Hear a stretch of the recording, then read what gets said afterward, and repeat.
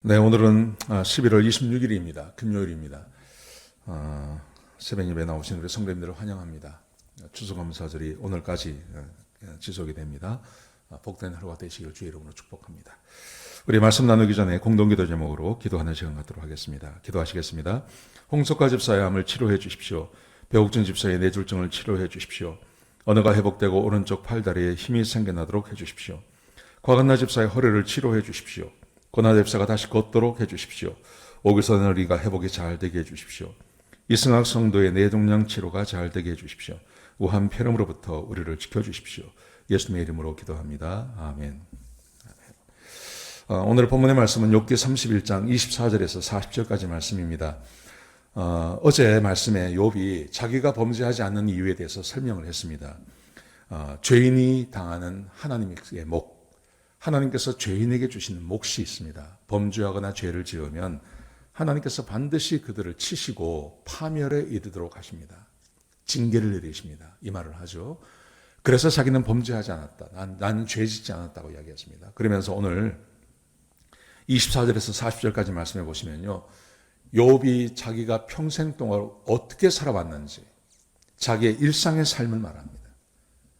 자기는 믿음대로 살았다는 겁니다. 하나님께서 죄인들에게 벌을 주시고 의인에게 상을 주신다는 것을 알고 있기 때문에 자기가 지금까지 어떻게 살아왔는지에 대해서 몇 가지를 이야기합니다. 자, 우리 같이 한번 보시겠습니다. 믿음대로 산다는 게 무엇인지를 우리에게 보여주고 있는 겁니다. 첫 번째, 24절, 25절의 말씀에 보시면 돈을 믿지 않았다고 말합니다. 돈을 믿지 않았습니다. 나는 황금을 믿지 않았습니다. 순금을 믿고 든든해한 적이 단 한 번도 없습니다. 돈을 믿지 않았습니다. 순금을 믿지 않았습니다. 순금을 보고 마음 든든해한 적이 단 한 번도 없습니다. 여러분, 참 얼마나 이 말을 보면서 부끄러웠는지 모릅니다. 우리는 그렇지 않지 않습니까? 저는 그렇지 않습니다. 저는 돈이 있으면 마음 든든한 게 있습니다. 우리 교회에도 헌금이 많이 되면 마음 든든할 때가 있습니다. 헌금이 줄어들면 마음이 불안할 때가 있습니다. 이게 제 목사의 솔직한 고백입니다. 그런데 욥이 말하기를 나는 황금을 믿지 않았고 순금을 믿고 마음 든든해한 적이 단 한 번도 없다. 욥이 그렇게 말합니다. 그러면서 25절에 보시면 나는 재산이 많다고 우쭐해하거나 기뻐한 적도 없습니다. 재산이 많다고 우쭐해하거나 기뻐한 적이 없습니다. 여러분, 우리는 그렇지 않습니까? 우리는 내 재산이 늘어나고 하면, 수입이 늘어나면 얼마나 우쭐해합니까? 그렇지 않습니까? 그런데 욥은 그렇지 않았다는 거예요. 왜 그래요? 왜? 27절, 28절에 보시면 뭐라고 말하냐면 이렇게 말합니다. 그게 자기를 우상을 섬기는 쪽으로 가져가기 때문에 돈이 나를 마음 든든하게 하고 그리고 재산이 우쭐하게 하면 그것이 자기로 하여금 우상을 섬기게 한다는 거죠. 돈을 믿고 재산을 믿게 만든다는 겁니다. 그래서 자기는 단 한 번도 그런 적이 없다. 이렇게 고백을 합니다. 그 다음에 29절 30절에 보시면요. 원수가 망하는 것을 기뻐하지 않았습니다. 원수가 망하는 것을 기뻐하지 않았습니다.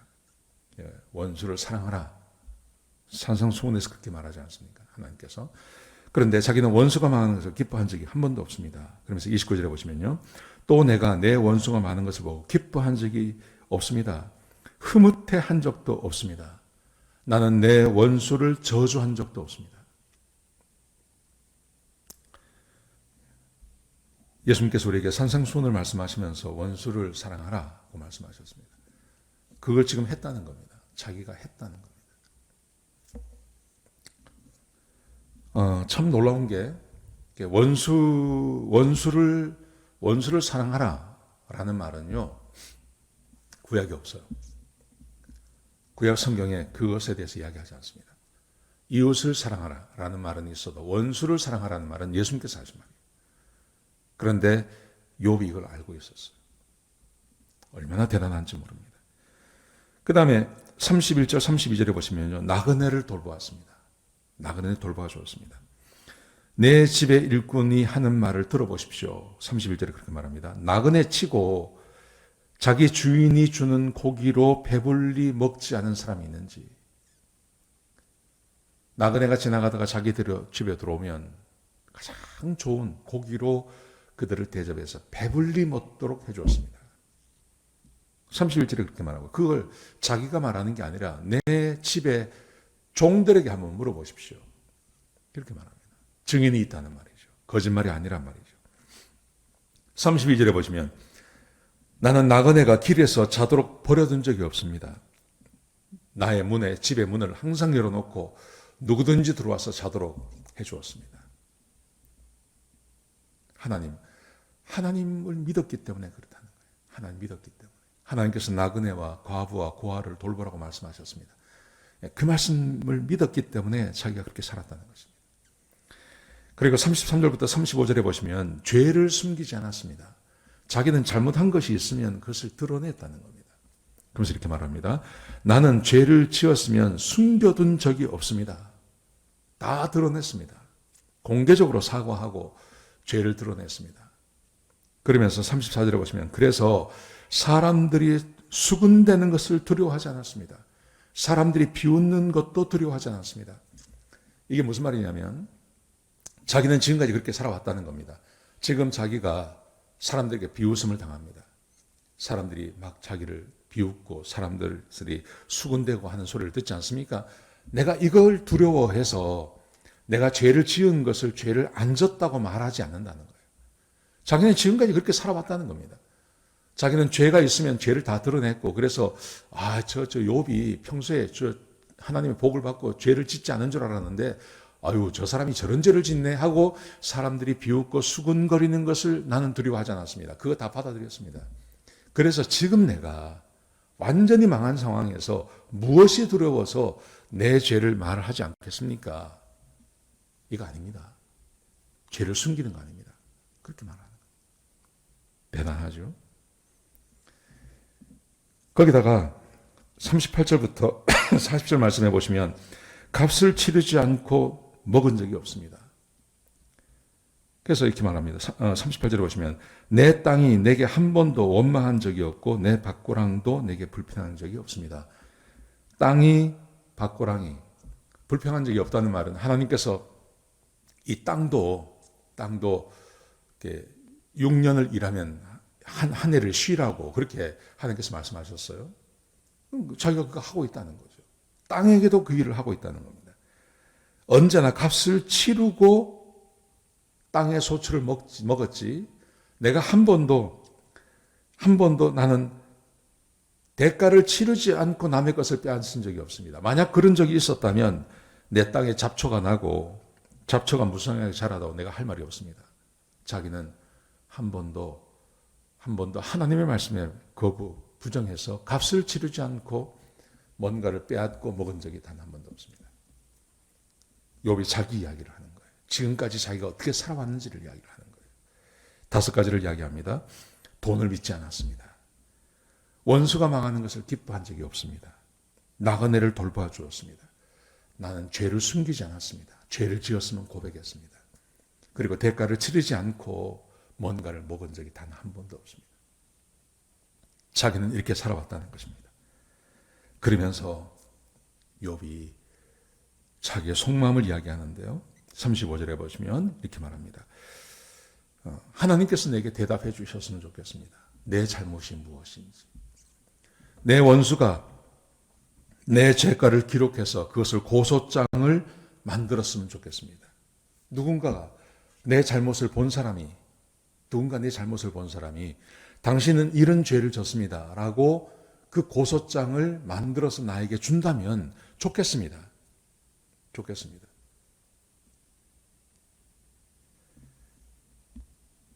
내가 그것을 35절에 내가 그것을 읽어볼 수 있다면 속이 후련하겠습니다. 진짜 내가 범죄하고 죄를 지었다면, 그 죄를 가르쳐 준다면 내가 속이 시원하겠습니다. 그러면서 36절에 보시면 또 이렇게 말합니다. 왕자처럼 37절에 그런 게 없기 때문에 왕자처럼 당당하게 하나님께 나아가서 내가 행한 모든 것을 낱낱이 아뢰을 겁니다. 누군가가 나에게 죄를 고백하고 내 죄를 지적해주고 진짜 내가 잘못한 건, 내가 잊어버린 건, 내가 의식하지 못한 죄를 만약에 누군가가 나에게 알려준다면, 고소장을 써주신다면 내가 그것을 가지고 주님 앞에 당당하게 나가서 하나님 앞에 내가 그것을 아뢰겠습니다. 하나님, 나 이거 잘못했습니다. 용서해 주십시오. 라고 내가 말하고 싶습니다. 근데 자기 기억에 지금까지 살아오면서 내가 범죄하거나 죄를 지은 게 없습니다. 그렇게 말합니다. 사랑하는 성도 여러분, 오늘 본문에 우리에게 주고 있는 교훈은 이런 것입니다. 욥이 이렇게 죄를 짓지 않고 철저하게 살아왔던 이유, 그것은 하나님이 어떤 분인지 알고 있었기 때문입니다. 하나님은 악을 행하고 범죄하는 사람에게 그 사람을 파멸에 이르고 징계하시는 분이 하나님이십니다. 반대로 하나님 말씀대로 순종하고 하나님 말씀을 따라 사는 사람들에게 복을 주신 분이 하나님이십니다. 자기에게 자기가 지금까지 그렇게 축복을 누리며 살아갈 수 있었던 이유는 하나님께서 자기를 의롭게 보시고 복을 주셔서 자기가 그 복락을 누리며 살았다는 거죠. 사람들에게 존중받고 어디 가나 사람들이 자기를 인정해주고 그렇게 살았습니다. 내가 그렇게 살았던 이유는, 범죄하지 않고 그렇게 살았던 이유는 하나님이 어떤 분인지 알았기 때문에 그렇습니다. 그렇게 지금 고백을 하고 있는 겁니다. 사랑하는 성도 여러분, 우리가 욥기를 공부하면서 이 욥이 고백하는 이 고백이 우리의 고백이 되었으면 좋겠습니다. 여러분, 오해하지 마십시오. 나는 하나님의 자녀가 되었고 하나님께서 나를 선택하셨기 때문에 내가 어떤 죄를 지어도 하나님께서 용서하신다. 맞습니다. 그거 맞습니다. 그런데 죄를 지으면 죄에 대한 대가는 치러야 됩니다. 죄에 대한 대가는 치러야 됩니다. 그게 뭡니까? 악을 행하고 범죄하고 죄를 지으면 하나님께서 우리에게 징계하시는 겁니다. 파멸하시는 겁니다. 반대로 이 믿음을 가지고 하나님 말씀대로 순종하며 살아가시면 하나님께서 복 주십니다. 하나님께서 우리가 상상하지 못하던 복을 하나님께서 우리에게 부어주십니다. 정말 놀라운 복을 하나님께서 우리에게 부어주십니다. 욥이 지금 우리에게 그것을 말하고 있는 겁니다. 자기가 복을 누릴 수 있었던 이유, 하나님께서 자기에게 복을 주셔서 그 복을 주신 이유, 하나님 말씀대로 순종했기 때문에 지금 그 고백을 하고 있는 겁니다. 사랑하는 성도 여러분, 그러므로 우리의 남은 여생 이렇게 생각하세요. 내가 하나님의 복을 받으며 산다, 나는. 그래서 나는 하나님 말씀대로, 나는 성령이 이끄시는 대로 범죄하거나 죄짓지 않고 내가 산다. 할 수 있으면 범죄하지 않겠습니다. 십계명 지키고 산상수훈 지키고 내가 그렇게 살아가겠습니다. 이 마음 가지시고 살아가셔야 됩니다. 이 마음 가지십시오. 이 마음 가지십시오. 그리고 여러분의 남은 여생 하나님의 징계가 아니라 하나님의 복을 누리시는 그런 귀한 삶 살아가시는 저와 여러분 되시기를 주의 이름으로 축복합니다. 기도하시겠습니다. 아버지 하나님, 귀한 말씀 주셔서 감사합니다. 하나님, 욥이 하나님을 알고 있기 때문에 그가 범죄하고 죄짓지 않았습니다. 그래서 그에게 복을 주셨습니다. 하나님, 우리도 그렇게 살게 하여 주옵소서. 우리도 하나님을 알기 때문에 범죄하거나 죄짓지 아니하고 하나님의 복을 늘 기대하며 사는 주의 백성이 되게 축복하여 주옵소서. 주님 감사합니다. 예수님의 귀하신 이름으로 기도드렸습니다. 아멘.